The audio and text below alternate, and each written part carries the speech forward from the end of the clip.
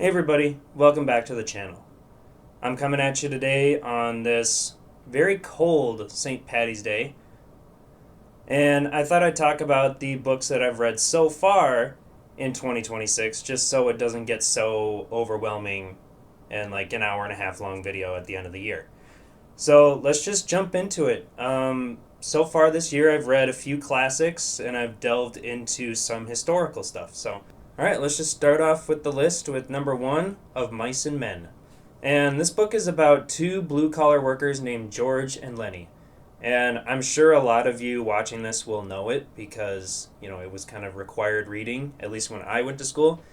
And so I won't, go too far into this one, but I'll just do a small little recap in case you don't remember.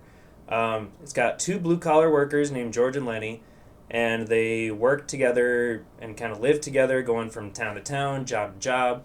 Um, and they just overall are just kind of there for each other. They're really all each other has because they don't really have any family or anything. But, this traveling from town to town, not steady work, is really because of Lenny. He's really not that smart. And it's called Of Mice and Men because Lenny, the slow one, he loves to pet like everything. He loves to. It's like a sensory thing for a lot of people that have these kind of mental disorders. They have, they either tap their finger in a pattern, or they like fidget, or they like to touch certain things. Um, and when he gets a mouse, whether that's buying it at a pet store or finding it all over the ground, um, he tries to pet them like a dog or a cat, but he doesn't understand because they're so small that he can't do that, and he ends up killing them pretty much every time. And that kind of foreshadows the ending, um, because one day Lenny takes it too far. With one of their job sites, there's a kind of grandiose kind of, what are you looking at kind of tough guy walking around, and he's got a wife that's there, and she comes on to him, but she's trying to either get something out of him, or she's just trying to have a good time because her husband's kind of a douchebag. So she comes on to him, and he's like not understanding what she's doing. He wants to pet her dress, and then he doesn't let go, and she's like, hey, what are you doing? And he's just like, I just like to pet the dress or whatever. And she's like calling for help, and he's like stop it, you're gonna get me into trouble. And then he ends up like snapping her neck. I don't remember exactly how it happens, but yeah, he ends up killing her. And so then he runs away naturally, and that causes George to flee too. And they go into the woods where he told them to hide if he ever got in trouble. And so that's what he does. And generally, I don't really like to spoil endings, but I think most everyone that has read this book remembers the ending. And that's he tells Lenny to look at the nature around him. I think they're in like a mountainous area, so he's like, hey, look at all of this, you know, lush green trees and these mountains and this running, flowing water. And Lenny's like, yeah, this really is beautiful, And then he's promised him this whole entire book that they're gonna get this property, they're gonna get a farm, he can have chickens and goats, and he can tend to them, and just kind of making him happy. And as he's turned around and looking at everything, George shoots him in the back of the head. And yeah, it's a really kind of brutal ending, but it's been a brutal book, honestly. That George constantly having to tend to Lenny and keeping him out of trouble, trying to vouch for him, even though he keeps screwing up. So yeah, I give it an 8 out of 10. All right, next up is Don Quixote, written by Miguel de Cervantes, and it was released in two parts in 1604, I think, and 1605, or 1605 and 1606. I don't honestly remember, but this book started off as one of my favorites. I was enthralled with every sentence, every chapter. I thought it was one of the greatest books I had ever read. And then it just kind of went downhill from there. So we'll start off with what the book is actually about. So this book takes place in Spain, and it's about this guy who is so enthralled with his fantasy books of knights and chivalry that he sets out on a journey of knighthood. I will go up to the six-fingered man and say, "Hello. My name is Inigo Montoya. You killed my father. Prepare to die."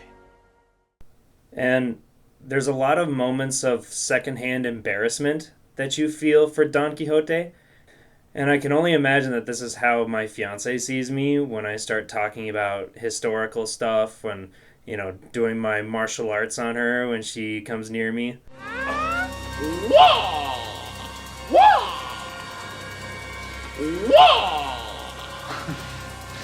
Except the difference between him and I is that he doesn't see it as pretend. He sees it as real.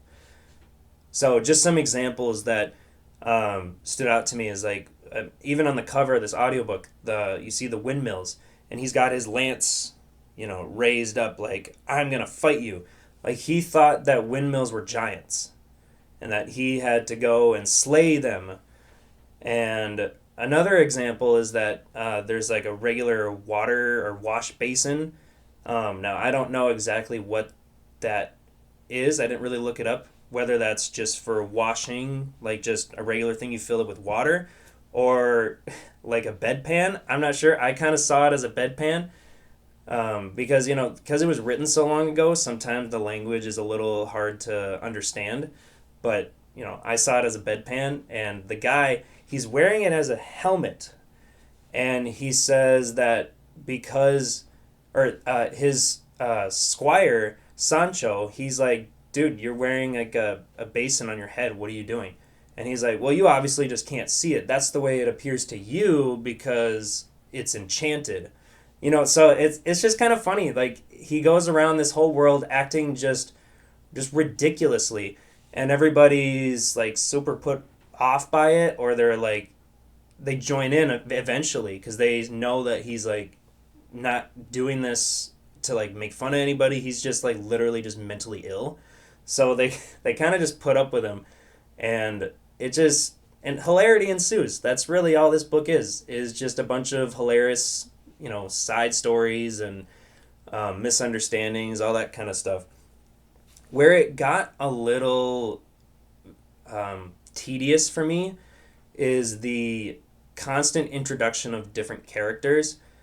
And they just don't really serve the plot at all. They're just like, oh, this person did this to me or whatever, and he's like, oh, I shall avenge you. It's just kind of funny in that way, but it just got a little tedious because everybody that's introduced just doesn't really add much to the story. However, the big exception being the first kind of group of people, they end up like interweaving into the storyline, and they all get their happy endings and all that kind of stuff. So that was cool, but it just, I don't know, just got tedious with all the side characters and things that really didn't add anything to the plot. Some people in the literary community will say this is one of the best classics of all time. It's good, but I consider it one of the most bloated of all time. And I didn't even finish the book. There's 2 books, and I got through only the first book. And I started the second one, and I just couldn't do it. Just couldn't see myself sitting there. I kept forcing myself to sit there and keep listening, and I just couldn't do it. But that being said, with all of that, all of the bloating and all that kind of stuff, I did think it was a fresh idea. I thought it was, because it didn't take itself too seriously. That was, I think, was my favorite part of it, is that, you got these books like, coming up, spoiler, is Lord of the Rings, is that it takes itself so seriously. And the thing I liked about this one is that it didn't do that. You just read the book and you got to laugh. It didn't try to be one of the best of all time. It didn't have that as a goal. It just told its story and just let hilarity ensue. So with all of that, despite it being a little bloated, I'll give it a 7 out of 10. Even though I didn't finish it, I still enjoyed myself. All right, next up, Vikings, a history of the Norse people. So for anybody that knows me personally, knows that I started a family tree in Ancestry, and I won't shut up about it.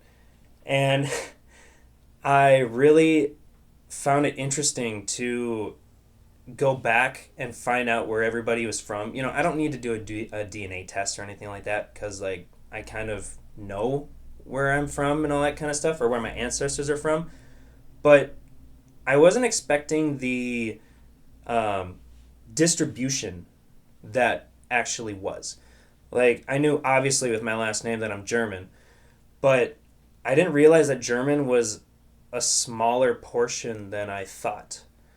So I went back far enough, and out of my 16 grandparents, only 2 were German. So I just found that interesting. I had 6 out of 16 be Norwegian, and 3, my next highest, was Denmark and Poland with 3. So I just found that really interesting that I have way more Norwegian in me than my own last name. Yeah, so then when I found that out, I decided to pick up some books on the Norse people.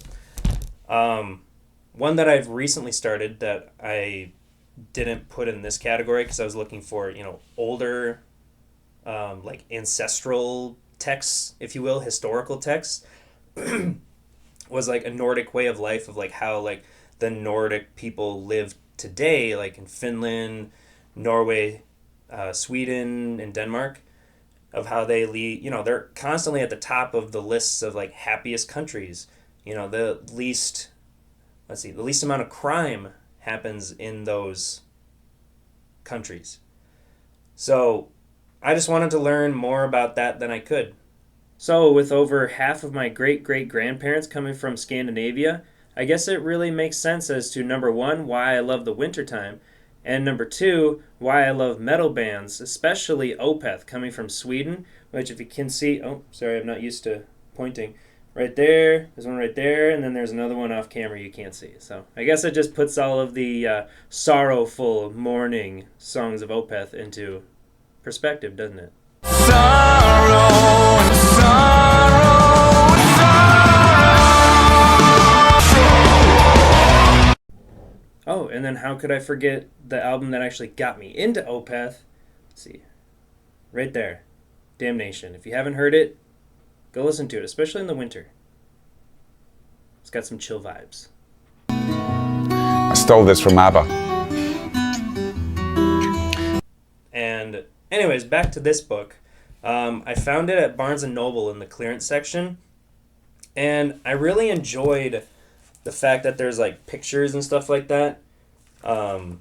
Because like it's really hard for me at least. And I know a lot of other people that can't do history like through textbooks. Like when you're taught in school, at least I don't know where anywhere else, but I know in American school systems, it is kind of similar to this, but it's not easily digestible. Especially with like longer words, like with governments and stuff like that, like legislative and representative, and when I hear all that stuff, I'm just trying to stay awake because it just does not interest me. But when, I'm delving into something that I'm actually interested in, I find books like these very helpful. I did find it a little boring when it was talking about, the kings and stuff like that, where, you got these cool little maps and stuff like that, but when it's talking about, this person did this, and his son did this and that. No, I lose interest. But other than that, I found it very interesting. Um, I can follow along with books like these rather than, books from school, because they're taught in the most driest and like unfun ways you can imagine. And that sucks, because you're preventing people from learning real history and preventing you from making the same mistakes, which is kind of what we're seeing now in the United States. Not to make this a political video, but yeah, that's something we should definitely learn from, and then we'd be much better off as a society and a world. Yeah, I got into a lot of other Norse texts and stuff like that, which I'll get into. But that's also why I got my necklace here. It's Thor's hammer, and it's supposed to be, for protection or whatever, but I don't care about protection. I think it's just a badass looking symbol, and I think that it reminds me of, where I came from, and to be strong, because that's really what I've gotten from, reading about the Vikings and stuff like that, is that, you need to be the best you can be, and you need to, make the best life that you can for you and, your tribe, or your the people around you. Which kind of, segues me nicely into the next book. But for this one, I'll give it an 8 out of 10. But next up is the Havamal. And this sounds like what somebody who just beat a Pokemon game would say.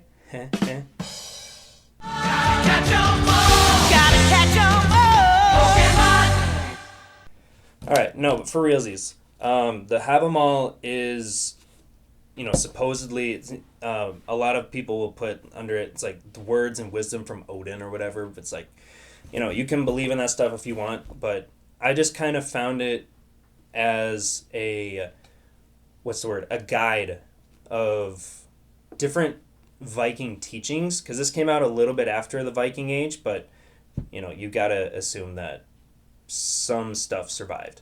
Even though we don't have a lot of what the Vikings actually believed and taught, it's just a collection of poems, written in Old Norse. There's a few different translations, and then you can decide what kind of fits you best. Like some of my favorite ones. There's also a notes here where you can either write your interpretation, you can write what you think about it, how that makes you feel, and all that kind of stuff. Some of them didn't rhyme, and so I rewrote some of them to actually rhyme. So like one of my favorite ones, the Vikings believed a lot in the concept of word fame. You have to do your best to just like spread the being of who you are to as many people as you can. So like I'll just read one of the stanzas here. It says, "Cattle and kinsmen die, thyself too must die. All will, except one, when word fame has he won." I mean, that just essentially sums up the beliefs of the Vikings right there. Is that, eventually you're going to die, but if you make something of yourself, if you, do something heroic or famous, maybe die in battle or become king or something, your name will live on. You only get maximum of like 80, 90 years on this planet. And the first part of it, you don't know anything about what you're doing. In the last roughly 10-ish years or so, maybe, you're not in good shape, your health's declining, and again, you might not know what's going on.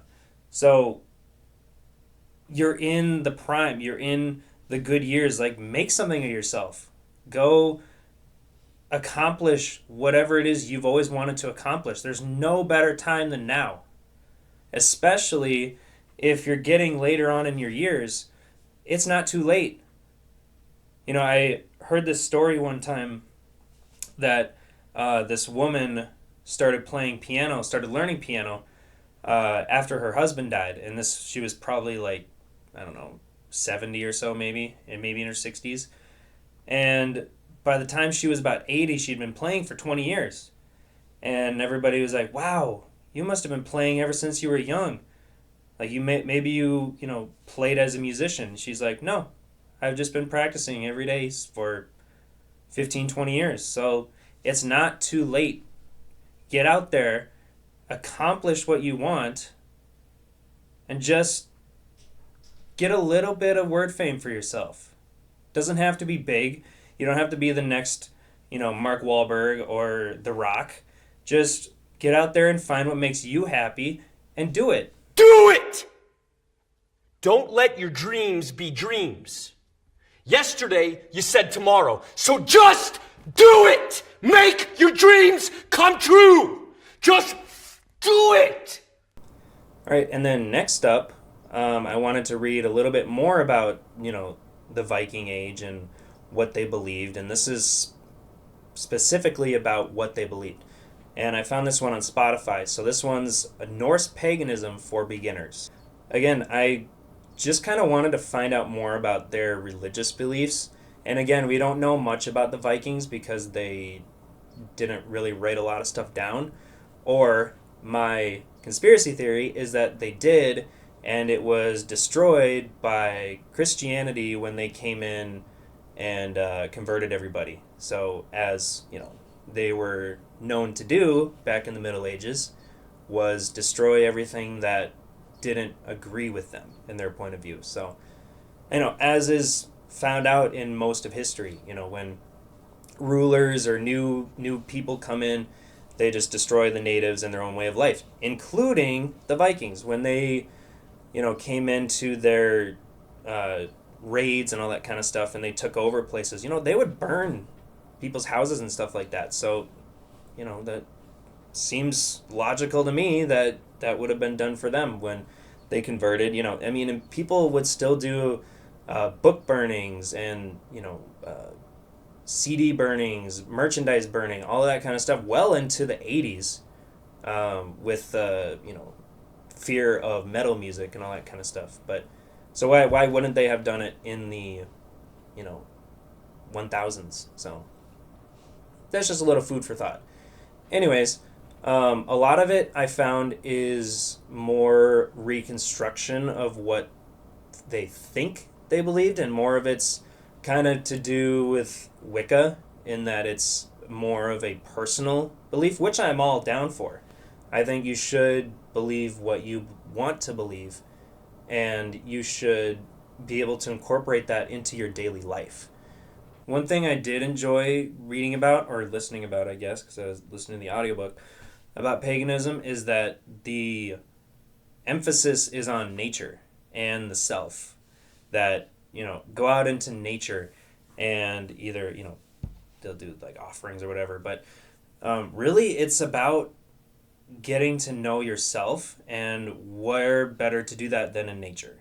Nature, when you take a walk, it slows down your thoughts and your heartbeat, and it's just so good for you. So I'm going to start incorporating that. Now, I'm not going to go and, dance naked in the woods and all that kind of stuff, but I'm going to start getting out more in nature. It's kind of hard during these months, especially now when it feels like 10 degrees outside, to get outside, but, Oh, and another thing I got recently is a rowing machine, and was due to the whole Viking thing as well. So I know my grandpa had a rowing machine, and I'd hear him when I'd go over there, and I just hear like a whoosh, whoosh. And I was like, what's going on down there? And they're like, oh, he's just on the rowing machine. So I thought I would check it out, and it has so many health benefits, you guys. I'm telling you, you need to try a rowing machine. I feel like I have more definition in my arms and my back, and I just feel like I am stronger. I don't know how to describe it. I feel so much healthier now that I have that, and I will keep using that, both getting active and getting out in nature. I'm telling you, it'll change your life. Overall, it was interesting, but yeah, it wasn't as much historical as I thought it was going to be. I did find something interesting, though, is that, everyone knows the Yule log, right? For Christmas time. That came from the Norse, festival of Yule on the winter solstice, which is when Christmas happens. And Yule was a festival that lasted for 12 days, and then when Christianity came in, they didn't want to really disrupt everybody too much, because when you disrupt everybody, you get, people that don't agree with you, you get power struggles, people want to revolt against you. So they found that if they incorporated their different pagan festivals, they would, be more inclined to join in and eventually convert. But that 12-day festival is where we get the 12 days of Christmas. So there's another piece of trivia for you. Anyways, I thought it was kind of interesting, but yeah, not too much for me. So I'll give it a 6 out of 10. All right, the last one, the one I'm currently reading, and the one that I spoiled for the ending, is The Lord of the Rings. But I'm specifically reading the first one, The Fellowship of the Ring, which came out in 1954. Oh, and real quick, before I forget, I don't know who's narrating this book on Spotify, but he is fantastic. He's doing all the singing, he's doing all the different voices and all that kind of stuff. He is phenomenal. And I've watched the movies many times. I have watched the extended versions a few times, not as many as the regular. But there is a lot of difference between the book and the movie. There were characters that were omitted, whole entire chapters gone. And now I get it, because it's, the movies are 3 hours, 3.5 hours long. But, some characters I wish were in there, like Tom Bombadil. There's like crazy guy who like does all these singing, he sings these songs, and he's like super nice to the hobbits, and he helps them, get through this twisty, windy forest, like magical forest. And he seems almost like Gandalf, but not quite. So I'm curious to see who he's gonna end up being at the end, if they're gonna bring him back at all.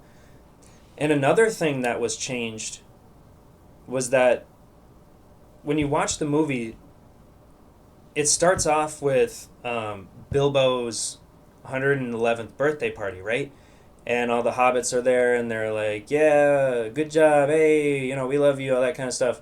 And, he does his little disappearing act when he puts on the ring. And then he just kind of leaves that night, which is in the book. But then what's not in the book is that since he gives Frodo the ring, he doesn't leave right away. He stays in the Shire.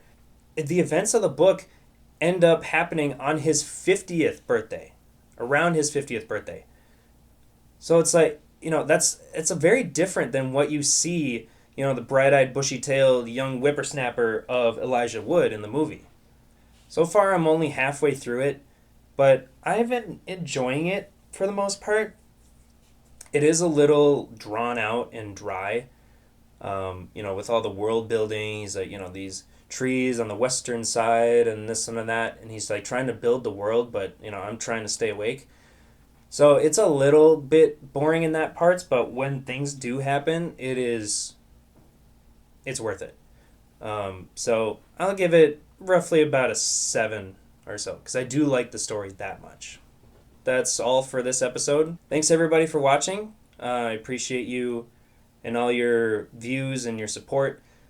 I will be coming back at you in another roughly quarter of the year with the next bunch of books I read. So I appreciate you watching, and I'll see you next time.